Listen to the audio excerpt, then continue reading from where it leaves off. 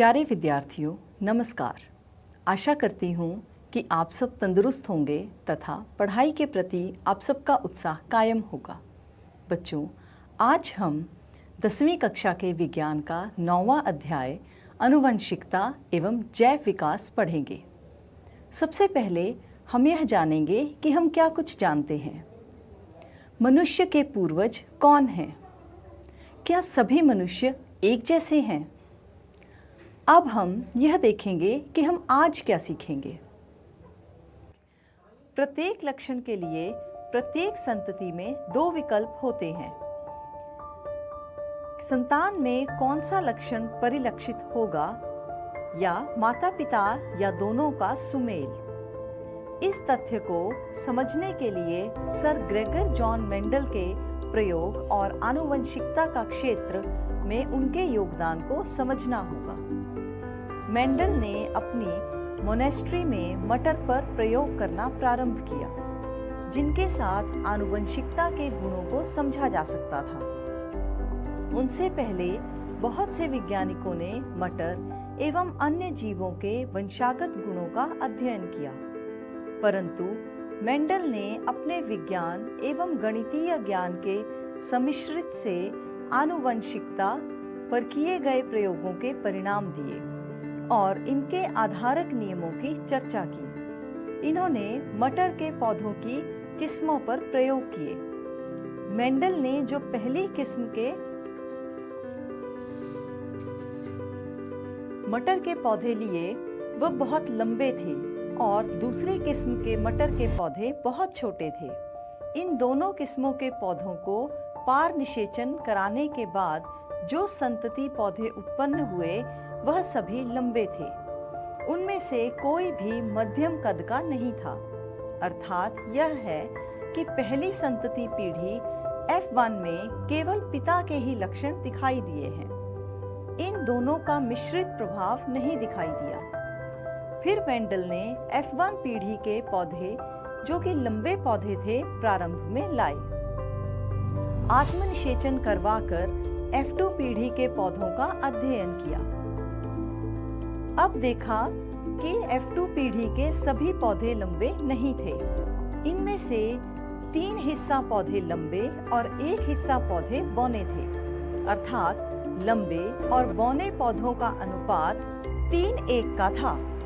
इससे यह परिणाम मिला, लैंगिक जनन द्वारा उत्पन्न होने वाले जीवों में किसी भी लक्षण की 2 कापियां या प्रतिकृतियां वंशानुगत होती हैं।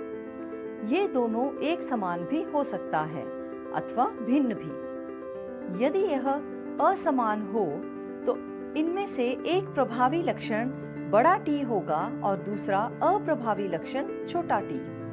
जो मटर के पौधे लंबे थे, उनमें ऊंचाई लक्षण के दोनों जीन ऊंचे कद को प्रदर्शित करने वाले थे, जिन्हें टी के साथ दर्शाया गया है।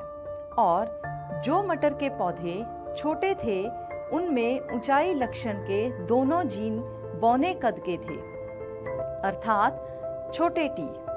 परंतु जब इन्हें पार प्रजनन अर्थात क्रॉस ब्रीडिंग किया गया, तो इस क्रॉस ब्रीडिंग को मोनोहाइब्रिड क्रॉस कहा गया। एक ही लक्षण पर काम किया गया था, वह था पौधे का कद। इसमें सभी पौधे लंबे ही पैदा हुए। इसमें बौने कद वाले पौधे नहीं थे, अर्थात लंबे और बौने कद वाले पौधों का अनुपात 4 और बौने कद वाले पौधों का अनुपात 0 था। यह प्रक्रिया हैरान करने वाली थी। फिर मेंडल को क्रॉस ब्रीडिंग में जो 4 पौधे मिले थे, उनमें से 2 को चुना और आत्मनिषेचन करवाया, जिनमें दोनों लंबे कद और बौने कद वाले जीन हैं। अब मेंडल को जो परिणाम मिले वह आश्चर्यचकित कर देने वाले थे। इस प्रयोग के दौरान 3 लंबे पौधे और 1 बौना पौधा उत्पन्न हुआ। इसमें लंबे और बौने कद का अनुपात 3 और 1 है। इस क्रॉस में छोटे टी वाले दोनों जीन एक ही पौधे में आए, जिसके प्रभाव के कारण पौधा बौना उत्पन्न होता है। कहने का अर्थ है कि लंबे पौधे उत्पन्न करने के लिए बड़े टी की एक ही प्रतिकृति काफी है, लेकिन पौने पौधे के लिए छोटे टी की 2 प्रतिकृतियां अर्थात टी का होना जरूरी है। उसके बाद अपनी खोज को आगे बढ़ाते हुए 2 ट्रेट चुने, एक आकार और दूसरा रंग। इस समय उन्होंने 2 मटर के पौधे लिए। एक पौधे के बीज गोल हरे बीज थे और दूसरे पौधे में झुर्रीदार पीले बीज थे। इसमें 2 जीन सेट बनाए गए, बड़ा आर छोटा वाई और छोटा आर बड़ा वाई। फिर इनकी क्रॉस ब्रीडिंग करवाई गई। फिर F1 संतति बड़ा आर बड़ा वाई पौधा नंबर 1, जिसमें प्रभावी एवं अप्रभावी दोनों तरह के जीन हैं। बड़ा आर बड़ा वाई पौधा नंबर 2। अब इनके 4 जीन सेट बनेंगे, जो कि इस प्रकार हैं। F1 संतति के 4 पौधों में से 2 को लेकर पार निषेचन करवाया गया। बच्चों, हमारे पास नतीजा क्या निकलता है? युग्मक 315 108 अर्थात 9:3, 101 और 32 अर्थात 3:1। पहले अनुपात में 9 गोल और पीले, 3 गोल और हरे थे, अर्थात 315 पौधे गोल और पीले थे और 108 पौधे गोल और हरे थे।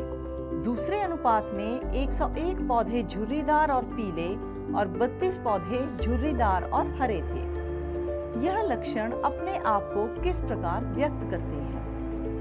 प्रत्येक जीव कोशिका के केंद्रक के अंदर डीएनए होता है, जिसके अंदर प्रोटीन संश्लेषण की सूचना होती है।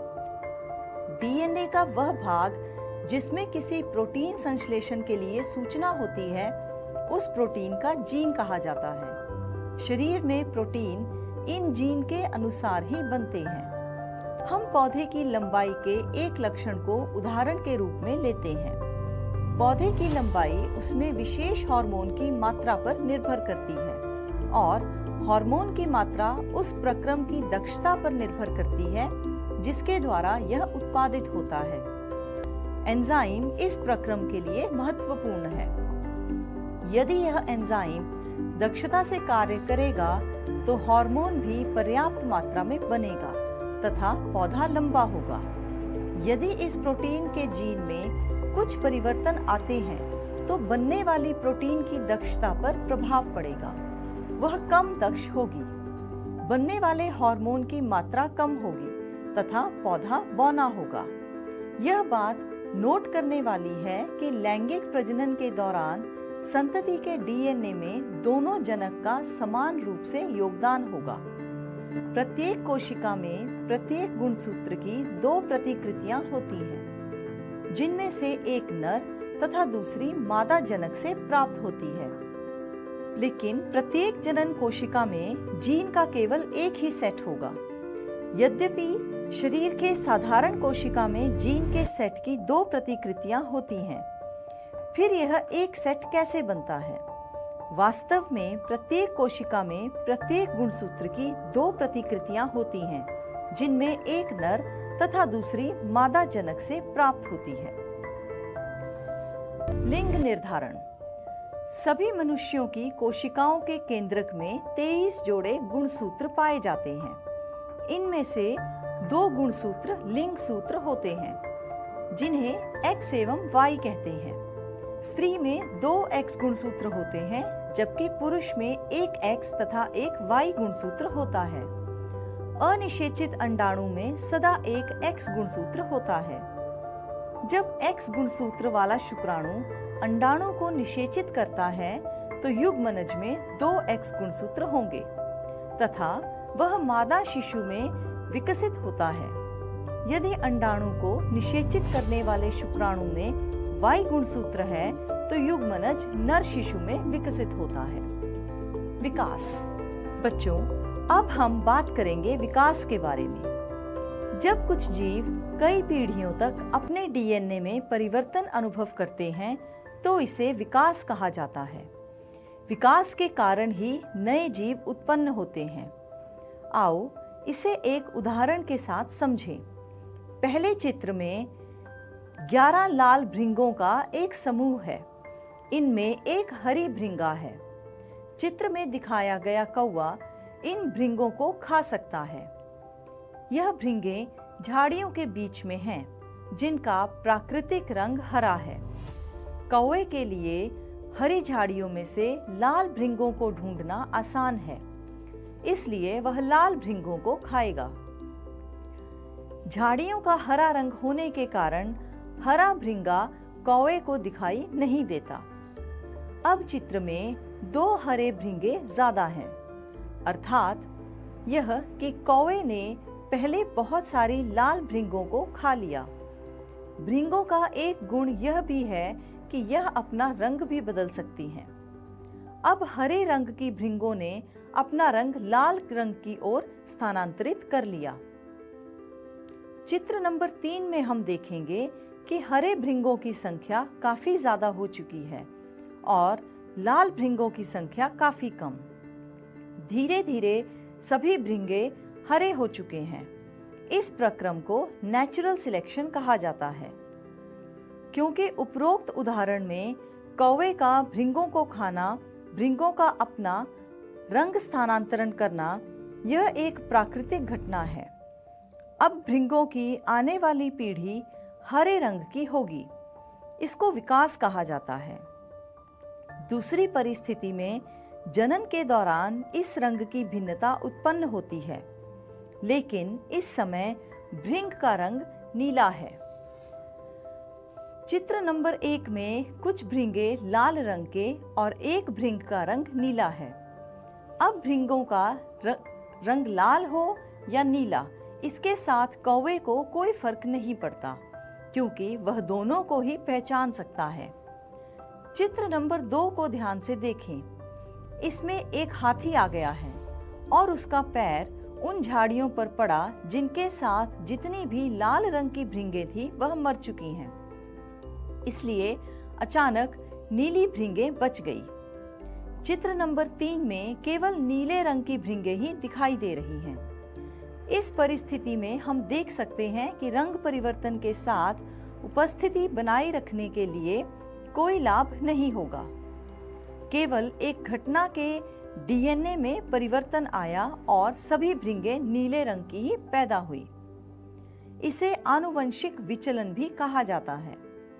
अब तीसरी परिस्थिति की ओर देखते हैं, जिसमें भृंगों की संख्या बढ़ना शुरू करती है। किसी पौधे की बीमारी का शिकार हो जाती हैं, जिसके कारण भृंगों के खाने के लिए पत्तियां कम हो जाती हैं। कम खुराक मिलने के कारण वह अल्प पोषित हो जाते हैं, जिसके कारण उनके औसत भार में अपेक्षाकृत कमी आ गई, लेकिन आनुवंशिक परिवर्तन नहीं आया। जब पौधों का रोग खत्म हो गया, भृंगों को दोबारा पूरी खुराक मिलने लग गई, तो वह दोबारा तंदुरुस्त हो गई। यह विकास का उदाहरण नहीं है। इसमें डीएनए में कोई परिवर्तन नहीं आया। इसको स्टार्वेशन या भूखमरी कहा जाता है। एक और परिस्थिति में यदि हम चूहों की पूंछ को कई पीढ़ियों तक काटते रहें, तो भी प्रत्येक पीढ़ी में पूंछ वाले चूहे ही उत्पन्न होते हैं, क्योंकि पूंछ काटने से डीएनए पर कोई प्रभाव नहीं पड़ेगा। जाति उद्भव अर्थात स्पीसिएशन, जीवों का वह समूह जो आपस में जनन करने की क्षमता रखते हैं, उन्हें स्पीशीज कहा जाता है। दो ऐसी समष्टियां जो आपस में जनन करने में असमर्थ हों, उन्हें दो स्वतंत्र स्पीशीज कहा जाता है। दो स्वतंत्र स्पीशीज में आपस में जनन प्रवाह नहीं हो सकता। भृंग अपने भोजन के लिए अपने चारों ओर की झाड़ियों पर ही निर्भर करते हैं, और वह झाड़ियां पर्वत श्रृंखला के बृहद क्षेत्र में दूरी तक फैली हो सकती हैं। कुछ भृंग बहुत दूर नहीं जा सकती, इसलिए भृंगों के इस विशाल समष्टि के आसपास उपसमष्टि होगी। अधिकांश जनन इस उप समष्टि के सदस्यों के बीच में होगा। लेकिन कुछ साहसी भृंग एक स्थान से दूसरे स्थान पर जा सकते हैं और यह अप्रवासी भृंग स्थानीय समष्टि के साथ जनन करेंगी, जिनके परिणाम स्वरूप अप्रवासी भृंग के जीन नई समष्टि में प्रविष्ट हो जाएंगे, जो आंशिक रूप में अलग अलग हैं। यदि इस प्रकार की दो उप समष्टियों के मध्य एक विशाल नदी आ जाए तो दोनों समष्टियां और अधिक पृथक हो जाएंगी। उत्तरोत्तर पीढ़ियों में आनुवंशिक विचलन प्रत्येक उप समष्टि में विभिन्न परिवर्तनों का संग्रहण हो जाएगा। आनुवंशिक विचलन एवं प्राकृतिक चयन के संयुक्त प्रभाव के कारण प्रत्येक समष्टि एक दूसरे से अधिक भिन्न होती जाती है और इन समष्टियों के सदस्य आपस में जनन करने में असमर्थ हो जाएंगे। उपरोक्त के परिणाम स्वरूप नई स्पीशीज का उद्भव होता है।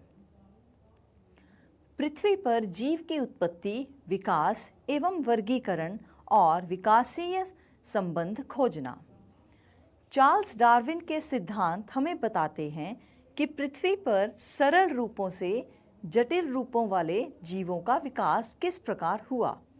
मेंडल के प्रयोगों ने एक पीढ़ी से दूसरी पीढ़ी तक लक्षणों की आनुवंशिकता की कार्यविधि का पता लगाया, लेकिन इन दोनों वैज्ञानिकों ने पृथ्वी पर जीवन की उत्पत्ति के बारे में बताने में असमर्थता दर्शाई। एक ब्रिटिश वैज्ञानिक JBS हैल्डेन, जो कि बाद में भारत के नागरिक बने, 1929 में सुझाव दिया कि जीवों की उत्पत्ति उन सरल अकार्बनिक अणुओं से हुई होगी जो कि उस समय बने थे जब पृथ्वी पर जीवन की उत्पत्ति हुई थी। उनकी कल्पना के अनुसार पृथ्वी पर उस समय का पर्यावरण पृथ्वी के वर्तमान पर्यावरण से बहुत भिन्न था। प्रारंभिक पर्यावरण में हो सकता है कि कुछ जटिल कार्बनिक अणुओं का संश्लेषण हुआ हो जो जीवन की उपस्थिति के लिए आवश्यक थे। उनके अनुसार सबसे पहले जीव बहुत सारी रासायनिक संश्लेषणों द्वारा उत्पन्न हुए होंगे, लेकिन सोचने वाली बात है कि कार्बन अणु किस प्रकार उत्पन्न हुआ होगा। इस बात का जवाब स्टैनले लॉयड मिलर और हेरोल्ड यूरे ने 1953 में किए गए प्रयोगों के आधार पर ढूंढा। उन्होंने अपने प्रयोग में कार्यविधि में कृत्रिम रूप में ऐसे पर्यावरण की सृजना की जो संभव रूप में आधारभूत पर्यावरण के समय पृथ्वी पर था। इस पर्यावरण में अमोनिया, मीथेन और हाइड्रोजन सल्फाइड के अणु थे, लेकिन ऑक्सीजन नहीं थी। इसका तापमान 100 डिग्री सेंटीग्रेड से कुछ कम रखा गया था। गैसों के मिश्रण में से बिजली की चिंगारियां उत्पन्न की गई, जैसे कि आसमान में बिजली होती है। एक हफ्ते बाद 15% कार्बन सरल कार्बनी में बदल गया। इसमें अमीनो अम्ल भी संश्लेषित हुए जो प्रोटीन के अणुओं का निर्माण करते थे। विकास एवं वर्गीकरण।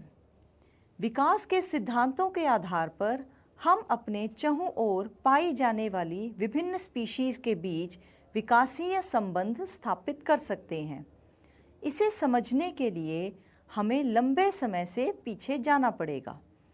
हम ऐसा विभिन्न स्पीशीज के अभिलक्षणों के पदानुक्रम का निर्धारण करके कर सकते हैं। समानता वाले जीवों को हम एक समूह में रखते हैं, फिर हम उनका अध्ययन करते हैं। इसके लिए कौन से अभिलक्षण जीवों के मध्य आधारभूत विभिन्नताओं का निर्णय करते हैं तथा कौन से अभिलक्षण कम महत्वपूर्ण अंतरों का निर्णय लेते हैं। अभिलक्षणों से हमारा क्या अभिप्राय है? बाह्य आकृति अथवा व्यवहार का विवरण अभिलक्षण कहलाता है। अभिलक्षणों को गुण भी कहा जा सकता है। दूसरे शब्दों में विशेष स्वरूप अथवा विशेष प्रकार्य अभिलक्षण कहलाता है। पौधों में प्रकाश संश्लेषण होता है, यह भी एक अभिलक्षण है। कोशिका जीवन की आधारभूत इकाई है। कोशिका के अभिकल्प का आधारभूत अभिलक्षण का एक उदाहरण कोशिका में केंद्रक का होना या ना होना है, जो विभिन्न जीवों में भिन्न होता है। केंद्रक युक्त कोशिका वाले जीवों के एक कोशिक अथवा बहुकोशिक होने का गुण शारीरिक अभिकल्प में एक आधारभूत अंतर दर्शाता है, जो कोशिकाओं एवं ऊतकों के विशिष्टीकरण के कारण होता है। अब बहुकोशिक जीवों में वह जीव जिनमें प्रकाश संश्लेषण का होना या ना होना वर्गीकरण का अगला स्तर है। वह बहुकोशिक जीव जिनमें कंकाल शरीर के अंदर होता है या बाहर, यह अभिकल्प में एक आधारभूत अंतर है। अब थोड़े से प्रश्न जो हमने यहाँ पर पूछे हैं, इनके द्वारा भी हम देख सकते हैं कि पदानुक्रम विकसित हो रहा है, जिसके आधार पर वर्गीकरण के लिए समूह बना सकते हैं। दो स्पीशीज के मध्य जितने अधिक अभिलक्षण समान होंगे, उनका संबंध भी उतना ही निकट का होगा। जितनी अधिक समानताएं उनमें होंगी, उनका उद्भव भी निकट अतीत के समान पूर्वजों से हुआ होगा। जैसे कि एक भाई एवं बहन अति निकट संबंधी हैं, उनमें से पहली पीढ़ी में उनके पूर्वज समान थे, अर्थात वह एक ही माता पिता की संतान है।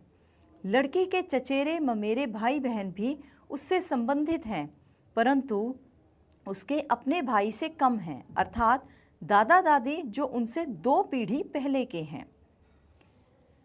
विकासीय संबंध खोजना। जब हम विकासीय संबंधों को जानने का प्रयास करते हैं, तो हम समान अभिलक्षणों की पहचान किस प्रकार करते हैं? विभिन्न जीवों में यह अभिलक्षण समान होंगे, क्योंकि वे समान जनक से वंशानुगत हुए हैं। उदाहरण के तौर पर इस वास्तविकता को ही लेते हैं कि पक्षियों, सरीसृप एवं जल स्थलचर की भांति ही स्तनधारियों के 4 पैर होते हैं। सभी में पादों की आधारभूत संरचना एक समान है। यदि विभिन्न कशेरुकों में भिन्न भिन्न कार्य करने के लिए इनमें रूपांतरण हुआ है, तथापि पैर की आधारभूत संरचना एक समान है। ऐसे समजात अभिलक्षण से भिन्न दिखाई देने वाली विभिन्न स्पीशीज के बीच विकासीय संबंध की पहचान करने में सहायता मिलती है। परंतु केवल किसी अंग की आकृति में समानताएं होने का एकमात्र कारण समान पूर्वज परंपरा नहीं है। चमगादड़ एवं पक्षी के पंख के विषय में आपका क्या विचार है? सोचो कि पक्षी एवं चमगादड़ के पंख होते हैं, परंतु गिलहरी एवं छिपकली के नहीं। तो सोचने वाली बात है कि चमगादड़ एवं पक्षियों के बीच संबंध गिलहरी अथवा छिपकली की अपेक्षा अधिक घनिष्ठ हैं।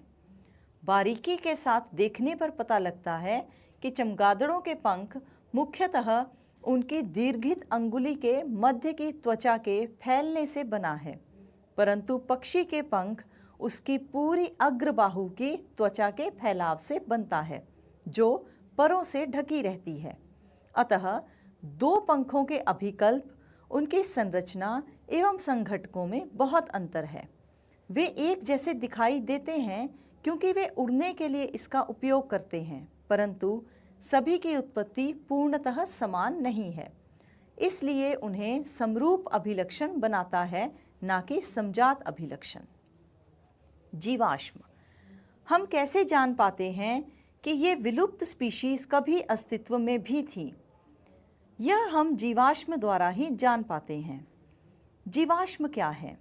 सामान्यतः जीव की मृत्यु के बाद उसके शरीर का अपघटन हो जाता है तथा वह समाप्त हो जाता है, परंतु कभी कभी जीव अथवा उसके कुछ भाग ऐसे वातावरण में चले जाते हैं जिसके कारण इनका अपघटन पूरी तरह से नहीं हो पाता। उदाहरण के लिए, यदि कोई मृत कीट गर्म मिट्टी में सूखकर कठोर हो जाए तथा उसमें कीट के शरीर की छाप सुरक्षित रह जाए, जीव के इस प्रकार के परिरक्षित अवशेष जीवाश्म कहलाते हैं। साक्षेप। यदि हम किसी स्थान की खुदाई करते हैं तो एक गहराई तक खोदने के बाद हमें जीवाश्म मिलने प्रारंभ हो जाते हैं। जो जीवाश्म पृथ्वी की सतह से मिलते हैं वह उन जीवाश्मों की अपेक्षा अधिक नए हैं जो कि हमें पृथ्वी की गहराई से मिले हैं। दूसरे शब्दों में हम कह सकते हैं कि जितनी गहराई से जीवाश्म मिलेगा वह उतना ही पुराना होगा। फॉसिल डेटिंग, इसमें जीवाश्म में पाए जाने वाले किसी एक तत्व की विभिन्न समस्थानिकों का अनुपात के आधार पर जीवाश्म का समय निर्धारण किया जाता है। जीवाश्म एक के बाद एक परत कैसे बनाते हैं? कल्पना की जाए कि कुछ जीवों की मृत्यु हो जाती है तथा वे रेत में दब जाते हैं। धीरे धीरे और अधिक रेत एकत्र होती जाती है तथा अधिक दाब के कारण चट्टान बन जाती है। इसके काफ़ी समय उपरांत मृदा अपरदन के कारण कुछ चट्टानें फट जाती हैं। चट्टानों के फट जाने के बाद जीवाश्म प्रकट होते हैं। जैसे हम गहरी खुदाई करते जाते हैं वैसे वैसे पुराने और पुराने जीवाश्म प्राप्त होते हैं। विकास के चरण। बच्चों, सोचने वाली बात है कि यदि जटिल अंग, उदाहरण के लिए आँख का चयन, उनकी उपयोगिता के आधार पर होता है तो वे डीएनए में मात्र एक परिवर्तन द्वारा किस प्रकार संभव है? निश्चित रूप से ऐसे जटिल अंगों का विकास क्रमिक रूप से अनेक पीढ़ियों में हुआ होगा। अब सोचने वाली बात यह है कि बीज के परिवर्तन किस प्रकार चयनित होते हैं। इसके लिए अनेक संभावित स्पष्टीकरण हैं। एक बीज का चरण, जैसे कि अल्पवर्धित आँख, किसी सीमा तक उपयोगी हो सकती है। यह योग्यता को लाभ के लिए पर्याप्त हो सकता है। वास्तव में पंख की तरह आँख भी एक व्यापक अनुकूलन है। यह कीटों में भी है, ऑक्टोपस में भी तथा कशेरुकी में भी है। आँख की संरचना इन सभी जीवों में भिन्न भिन्न है, जिसका मुख्य कारण अलग अलग विकासीय उत्पत्ति है। एक परिवर्तन जो एक गुण के लिए उपयोगी है, कालांतर में किसी अन्य कार्य के लिए भी उपयोगी हो सकता है। उदाहरण के लिए कुछ डायनासोर के पर थे जो ठंडे मौसम में ऊष्मारोधन के लिए विकसित हुए थे। कालांतर में उड़ने के लिए भी उपयोगी हो गए, लेकिन डायनासोर में नहीं, पक्षियों में। डायनासोर सरीसृप थे। इससे हम यह अर्थ निकाल सकते हैं कि पक्षी बहुत निकटता से सरीसृप से संबंधित हैं, अर्थात बहुत अधिक भिन्न दिखने वाली संरचनाएं एक समान परिकल्प से विकसित हो सकती हैं। जीवाश्म में अगर हम अंगों की संरचना का विवेचन करें तो यह पता चलता है कि विकासीय संबंध कितना पीछे जा सकता है। इसके उदाहरण जंगली गोभी, जो 2000 वर्ष पूर्व से मनुष्य जंगली गोभी को एक खाद्य पौधे के रूप में उगाता था तथा उसके चयन द्वारा इससे विभिन्न सब्जियां विकसित की गई, परंतु यह प्राकृतिक वर्ण ना होकर कृत्रिम चयन है। कुछ किसान इसकी पत्तियों के बीच की दूरी को कम करना चाहते थे, जिससे पत्ता गोभी का विकास हुआ, जिसे हम खाते हैं। कुछ किसान पुष्पों की वृद्धि रोकना चाहते थे, जिसे ब्रोकली कहते हैं। बंध्य पुष्पों से फूल गोभी विकसित हुई। कुछ ने फूले हुए भाग का चयन किया, अतः गांठ गोभी विकसित हुई। कुछ ने केवल चौड़ी पत्तियों को ही पसंद किया तथा केल नामक सब्जी का विकास किया। यदि मनुष्य ने स्वयं ऐसा नहीं किया होता तो क्या हम कभी ऐसा सोच सकते थे कि उपरोक्त सभी समान जनक से विकसित हुई हैं? विकासीय संबंध खोजने का एक अन्य तरीका उस मौलिक परिकल्पना पर निर्भर करता है जिससे हमने प्रारंभ किया था। जनन के दौरान डीएनए में होने वाले परिवर्तन विकास की आधारभूत घटना है। यदि यह सत्य है तो विभिन्न स्पीशीज के डीएनए की संरचना की तुलना से हम सीधे ही इसका निर्धारण कर सकते हैं कि इन स्पीशीज के उद्भव के दौरान डीएनए में क्या-क्या परिवर्तन आए। आणविक जातिवृत्त। सोचो, जब कोशिका विभाजन के समय डीएनए में होने वाले परिवर्तन से उस प्रोटीन में भी परिवर्तन आएगा जो नए डीएनए से बनेगी। यह परिवर्तन उत्तरोत्तर पीढ़ियों में संचित होते जाएंगे। आणविक जातिवृत्त से यह पता चलता है कि यह परिवर्तन किस समय हुए। दोहराई, जनन के समय उत्पन्न विभिन्नताएं वंशानुगत हो सकती हैं। अभिलक्षण प्रभावी एवं अप्रभावी दोनों प्रकार के होते हैं। संतान में गुणसूत्रों की संख्या स्थिर रहती है, जो कि स्पीशीज के डीएनए की स्थिरता निश्चित करती है। विभिन्न लक्षण किसी जीव में स्वतंत्र रूप से वंशानुगत होते हैं। मानव में लिंग निर्धारण इस बात पर निर्भर करता है कि पिता से मिलने वाले गुणसूत्र X लड़कियों के लिए अथवा Y लड़कों के लिए किस प्रकार के हैं। विकासीय संबंधों को जीवों के वर्गीकरण में ढूंढा जा सकता है। बच्चों, अब मैं आपसे कुछ प्रश्न पूछूंगी और आशा करती हूँ कि आपको इन सब के उत्तर आते ही होंगे। मेरा सबसे पहला प्रश्न है, मनुष्य के बच्चे का लिंग निर्धारण किस प्रकार होता है। सभी मनुष्यों की कोशिकाओं के केंद्रक में 23 जोड़े गुणसूत्र पाए जाते हैं। इनमें से 2 गुणसूत्र लिंग सूत्र हैं, जिन्हें X एवं Y कहते हैं।